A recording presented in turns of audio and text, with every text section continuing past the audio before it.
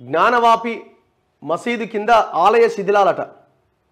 ఔరంగజేబు హయాంలో మందిరం ధ్వంసం, దానిపైనే మసీదు నిర్మాణం. ఆలయ స్తంభాలు రాళ్లు వాడారు, కొన్ని గోడలను యథాతథంగా కలిపారు. దేవనగరి గ్రంథ తెలుగు కన్నడ లిపులలో 34 శిలాశాసనాలు, వాటిల్లో దేవతల పేర్లు, కళాకృతులు, ప్రవేశ ద్వారాలు శిల్పరీతి ఆలయమేనని రుజువు చేస్తున్నాయి. స్పష్టం చేసిన ఏఎస్ఐ కక్షిదారులకు నివేదిక ప్రతులట. జ్ఞానవాపిలో గతంలో ఉన్న భారీ హిందూ ఆలయాన్ని కూల్చేసి ఆ శిథిలాలపైన మసీదు నిర్మించాలని భారత పురావస్తు విభాగం సర్వే తేల్చినట్టుగా వెల్లడైందట.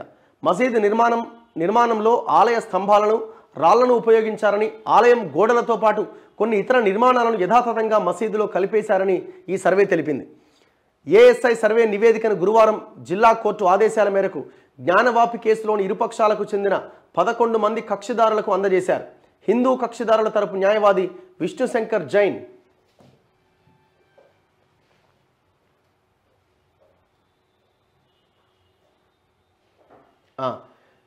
సమావేశంలో ఏఎస్ఐ సర్వే నివేదికలో ఉన్న వివరాలు వెల్లడించారు. ఈ నివేదిక 839 పేజీలు ఉన్నదని తెలిపారు. గతంలో ఉన్న ఆలయాన్ని ధ్వంసం చేసి దాని శిథిలాలపైనే మసీదు నిర్మించారని, ఈ మేరకు పలు ఆధారాలు ఉన్నాయని ఈ నివేదిక స్పష్టం చేస్తోందన్నారు. మసీదు నిర్మాణంలో ఆలయ స్తంభాలు ఉపయోగించారు. ఆలయ నిర్మాణంలోని కొన్ని భాగాలను యథాతథంగా అలాగే ఉంచారు. సర్వే సందర్భంగా ఇప్పుడున్న మసీదు గోడలపైన అంతకు ముందటి ఆలయ నిర్మాణం తాలూకు గోడలపైన 34 శాసనాలు ఉన్నట్లు ఏఎస్ఐ గుర్తించింది. ఇది భారత పురావస్తు శాఖ. వీటిలో 32 శాసనాలను నకలు చేసింది. ఇవి దేవనగరి గ్రంథ తెలుగు కన్నడ లిపులలో ఉన్నాయి. వాస్తవానికి ఇవి హిందూ ఆలయంలో ఏర్పాటు చేసిన శిలాశాసనాలు. వాటిని మసీదు నిర్మాణంలో ఉపయోగించారు. ఈ శాసనాల మీద జనార్దన, రుద్ర, ఉమేశ్వర అనే దేవుళ్ల పేర్లు ఉన్నాయి అని ఏఎస్ఐ నివేదిక వెల్లడించిందని విష్ణుశంకర్ జైన్ తెలిపారు. ఆలయ గోడల మీద చిత్రించిన కమలం గుర్తులను తొలగించి ఆ గోడలను మసీదు నిర్మాణంలో ఉపయోగించిన ఆధారాలు కూడా ఉన్నాయని పేర్కొన్నారు. భూమిలో కూరుకుపోయిన విగ్రహాలు. ఏఎస్ఐ సర్వే నివేదికలోని ఇతర వివరాలు కొన్ని వెబ్సైట్లలో వెల్లడయ్యాయి. వాటి ప్రకారం 17వ శతాబ్దంలో ఔరంగజేబ్ పాలన కాలంలో అక్కడున్న ఆలయాన్ని ధ్వంసం చేసి మసీదు నిర్మించారు.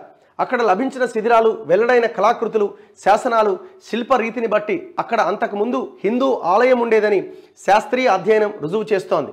దేవతల విగ్రహాలు, శిల్పాలు భూమిలో కూరుకుపోయి కనిపించాయి. పశ్చిమం వైపు ఉన్న ఆవరణలో తోరణంతో కూడిన భారీ ప్రవేశ ద్వారం ఉన్నది.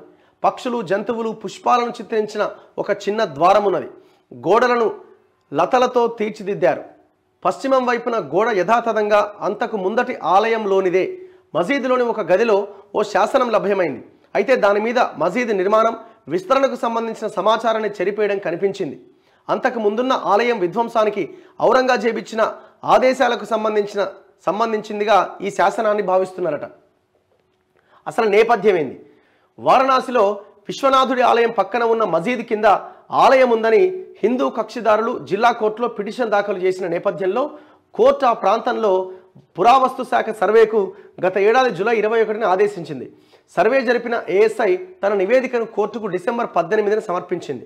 ఈ సర్వే నివేదిక ప్రతిని తమకు అందజేయాలని హిందూ ముస్లిం కక్షిదారులు కోర్టుకు విజ్ఞప్తి చేశారు. కోర్టు అందుకు అంగీకరించడంతో కక్షిదారులకు ఆ నివేదిక ప్రతులను అందజేసిరట.